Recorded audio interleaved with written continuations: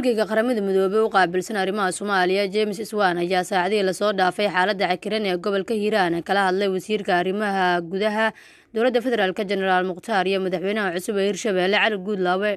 Danjira James Iswaan ayaa mas'uuliyiintaasi kula xiriiray qadka internetka waxayna ka wada hadleen xal u helidda khilaaf ka hareeyay maamulka cusub ee Hirshabelle gaar ahaan xiisada ka jirta magaalada Beledweyne ee gobolka Hiiraan.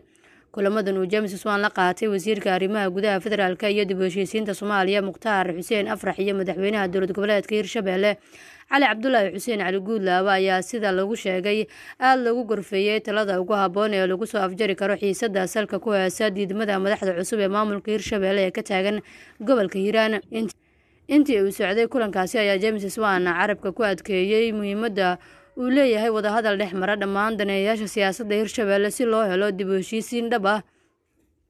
sidoo kale James Iswaan ayaa madaxweynaha iyo wasiirka u ballan qaaday in qaramada midoobay ay diyaar u tahay inay taageerto dadaalada lagu xalinayo khilaafka ka jira Hirshabelle. tan iyo markii maamulka Hirshabelle loo doortay madaxweyne Cali Guudlaawe waxaa magaalada Beledweyne ee gobolka Hiiraan ka socday dhaqdhaqaaqyo lagu diidan yahay maamulkaasi iyadoo mararka qaar ay magaalada ka dhaceen dibadbaxyo rabshado wata.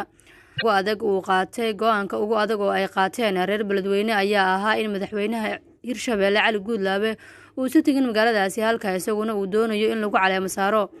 doorashada Cali Guudlaawe ee Hirshabelle. kadib waxaa Hiiraan laga aasaasay jabhad hubeysan oo saldhiggeeda ugu weyn uu yahay deegaanka Ceel Jaalle waxaana hogaaminaya sarkaal lagu magacaabo Generaal Xuudo